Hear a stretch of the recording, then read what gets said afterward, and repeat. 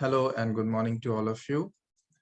Dear parents, as you are already aware about e-child safety, this e-child safety program is a very important point of concern on the usage of online tools. As you know that your kids or the young generations, they are using the social platforms or the online tools in a very rigorous way. So it's our responsibility to look into it, that how they are using it and what the purpose behind it. So what are the precautions, what are the safety we need to take care about the aspect of our child. So let's start today's orientation. The orientation topic is e-safety training and awareness for the parents. So dear parents, the first aspect is positive and responsibility technological use. This training helps you to provide support for your child in having a positive and safer online experience. The aim of this session or this orientation is look at how children are using the internet, raise awareness of e-safety issues, how to be a supporting parent, offer guidance on keeping children safe. The first question which should be in your mind, like, is your child safe online? At the time of taking the online classes or at the time of using the social platforms, what the content they are looking for or what the content they are actually accessing, is that safe? So are you aware about it? Just ask this question to yourself.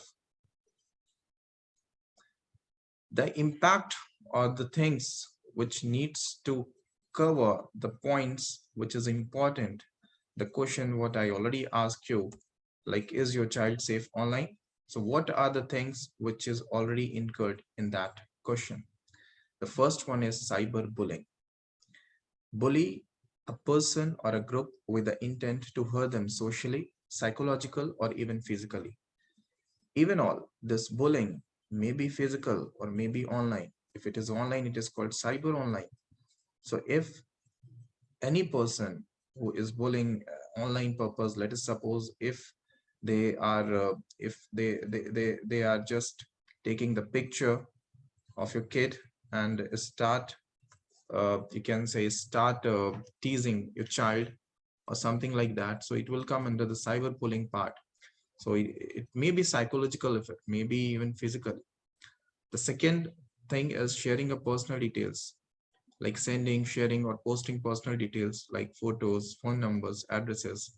This should also be not like in a fashion. No, if anyone is asking the details from you, even from the kids, they should not share until unless it is asked by the management. And if the management will ask, definitely it should ask to the parents first. So if any other person is asking any personal details, it should not share. The third is online gaming. Online games like PUBG, Fortnite, Crossfire, Minecraft, etc. There are lots of games are available.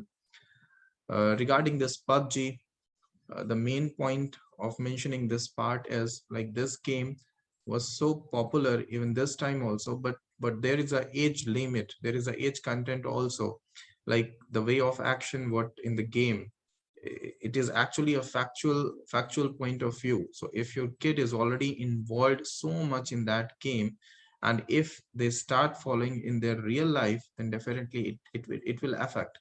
So whatever the gaming they are having, whatever the game they are playing, you need to watch on it. Unwanted contact and grooming means socializing online with the strangers can put children to great risk.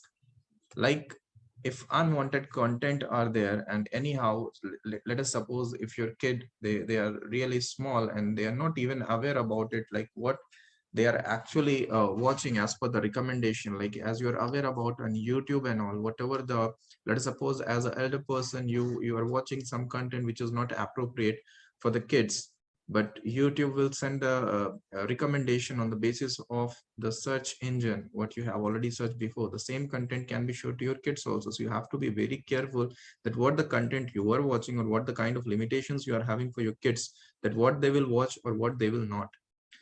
The next is managing time online. Increased screen time can affect children's mental and physical well-being. According to the research also, it is proved, like if the person will sit for a longer time for the screen, like online, or continuously watching the LCD or LED, there is a radiation which will definitely affect the mental capability and the physical effect also. So we have to manage the timing also. Like in the school, we already have a gap in between the lectures. The gap why we are having just for the relaxation only, it should not be like continuous classes there. So this kind of gap is also important. The same way at home, you need to take care about it, that your kid should not watch the content on mobile phone or tablets or laptops for the continuously for a longer time. Age inappropriate content, as I already explained in point number 4, like some of the content which is not as per the concern of your kids, okay, so that you also need to take care that appropriate or unreliable content can be available to children. So inappropriate or unreliable content, you need to take care. The first one, cyberbullying. uh, it may be the worst, it may be like ugly, or maybe like a very minor. So many things like the if the students in the classroom, if they are teasing the another student like fake, ugly, loser, or something like that, it is also a part of bullying. We have to stop it. In the school, we are having a procedure. Through that procedure, if any student is a victim of that, or if any person or any friends who already teased any other students, there is a procedure for it. The first contact to their class teacher. The class teacher will escalate the matter to the digital monitor, and the digital monitor will escalate the matter to the supervisor, and supervisor will escalate the matter to the chief protecting officer, which is I myself as a principal. And this will go to the counselor, and counselor and the principal has to investigate the matter, and if it can be solved, it has to be solved in that way. But if the case is worst, then we should escalate the matter to the governing body, and it may reach to the legal aspect, and that things can be done accordingly.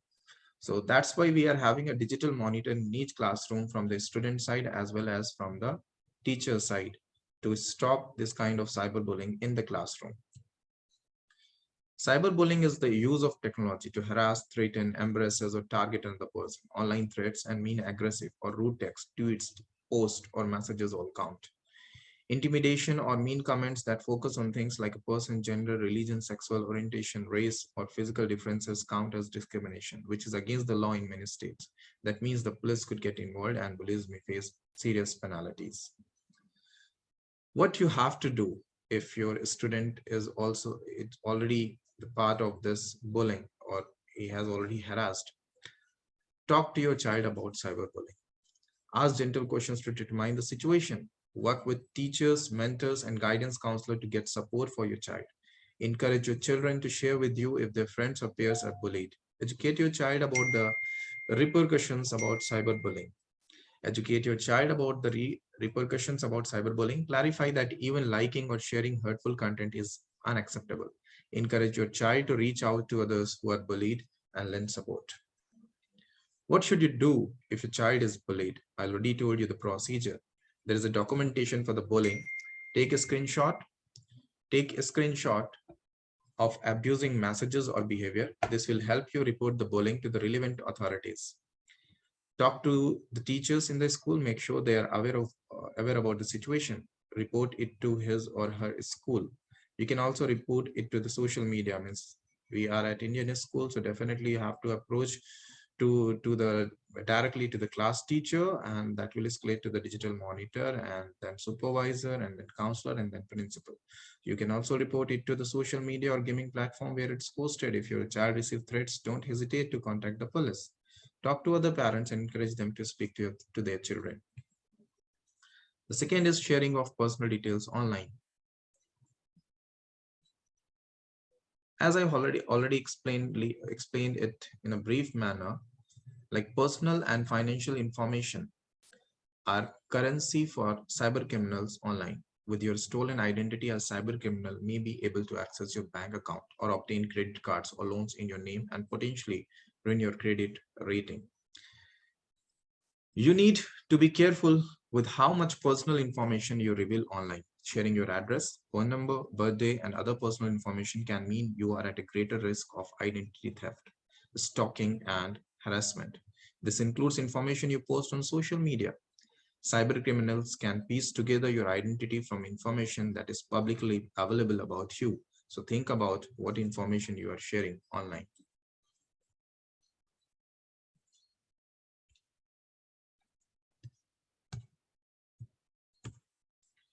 Don't yap about your appeal online. So think carefully before revealing the information. Your full name, address, phone number, password, your plans and birthday, your opinions, geolocation, clubs, teams, photos, videos, holiday information about all others. So it needs very much care. The third is online gaming.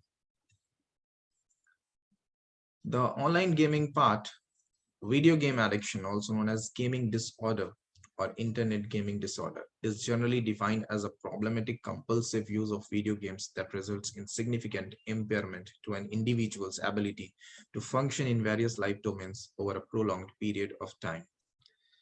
It has consistently shown that video game addicts reported more anxiety, depression, lower positive effect, and psychological well-being. And even I already told you before that physically also it's very affecting. Literature has also shown that internet addictions are related to poorer emotional health, in particularly depression and anxiety. Game addiction in headlines. Playing blue whale game, suicide game. The Daily Mirror in magazine gaming addict gets taken into care. In other social platforms, it was already posted like mother warns of Momo suicide game after her son ate was like himself in the neck with a kitchen knife. Gamers can't tell real world from fantasy. So all these tagline you can see like gaming as addictive as heroin. So all those things have been already reported in the social media and in the newspaper. The fourth one is unwanted contact and cyber grooming. Grooming is when someone builds a relationship, trust, and emotional connection with a child or young person so they can manipulate, exploit, and abuse them. Children and young people who are groomed can be sexually abused, exploited, and trafficked. Anybody can be a groomer, no matter their age, gender, or race.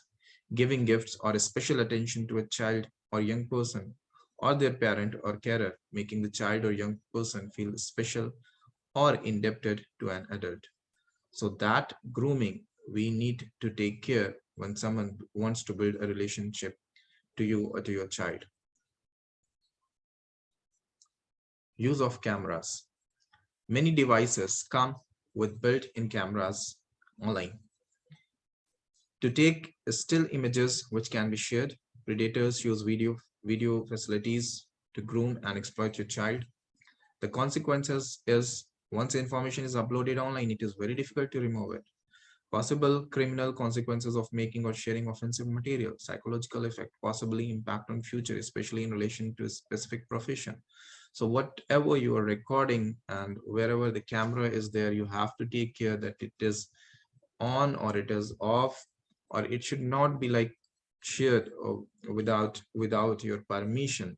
So whatever the way, if you're giving the access to the third party for your photos or your videos, then you must have to see the terms and conditions. The fifth one is managing time online. Importance of managing a screen time. How too much screen time affects children. The first one I already explained before, like psychosocial risk. There is a lack of social interaction and engagement with family and peers. If the student will continuously busy in online way, so definitely as per their study, it has been found like that the kid is losing the engagement or the relationship with the parents or with the relatives or even with the friends. Physical health. There are increases in childhood health disorders such as obesity and diabetes. Advertising concerns. On TV, there are food-related advertisements that lead to more snacking and high rates of being overweight in young children. Language delays. There are fewer vocalizations and less babbling from infants. Significant expressive and receptive language delays in preschool children. Impediments with life skills. Children are experiencing an inability to tie shoes, swim, ride a bike, or build blocks when exposed to too much screen time. Poor sleep quality. Children have decreased quality and quantity of sleep, resulting in increased behavior concerns at home and school. Excessive screen time can affect like school ability affected. Definitely, if it will affect the school ability, then there is a effect in the performance, then lower grades will be there. Sedentary lifestyle and unhealthy eating, obesity, type 2 diabetes, heart disease. This flow chart is explaining all the things very well, like rewiring the brain means depression, addiction, attentional difficulties, anxiety and fear, poor mental well-being, multiple risk factors, increased aggression and desensitization and acceptance of violence. And there is a sleep problem, which decrease the sleep duration, increase daytime sleepiness, poor sleep quality. So as you can see that it is already segregated in terms of the colors. So as you can see at the bottom, the color in orange, it is representing the cognitive development. The color in blue is showing the mental health. The color in orange, it is it is reddish orange, it is physical health. And the color which is in black, it is social emotional development. The sixth is age inappropriate content. Any material that is disturbing, improper, and just plain wrong for children, anything that is not normal for a child to view, such as sexually explicit content, child adult pornography, semi-nude, and or nudity. Images of violence, torture, hate groups, illegal activity, advertising, extremist website consisting of terrorist organizations, bomb-making sites, or gang affiliation, sites that encourage dangerous behavior, use of profanity and or vulgar languages. What must be your concerns? Do you know who children are talking to on the internet? Can you control the access to certain app site? Do you ensure their balance between screen time and active lifestyles? Have talked about the risk associated with talking to strangers, sharing personal data, etc. The 10 internet safety tips for the parents. The first, don't block all access to technology. Help your child learn to use tech safely and positively. Second, take an interest in your child's favorite apps or sites, co-view or co-create at times. Third, be the parent. You are in charge. Set boundaries and consider using filtering software. Fourth, create a family media agreement with tech-free zones such as cars, bedrooms, and meals. The fifth one, teach your child what personal information they should not reveal on the acronym. The sixth one is help your child learn to filter information online and navigate fact from fiction. Seventh one, navigate digital dilemmas with your child. Avoid using devices as rewards or punishments. Eighth, balance screen time and screen time at home. Focus on basic development needs. Ninth, don't support your child to sign up for sites with age restrictions. Example like 13 plus if they are underage. The 10th and the last, learn more. Explore reliable resources for parents so you can educate yourself. There are so many things available around you. Like there is a Google account for the family where you can set the priorities, you can set the limitations for the whole family, like what the content you want to reflect for your child. It can be easily managed on the Google Family manner. So that also you can check.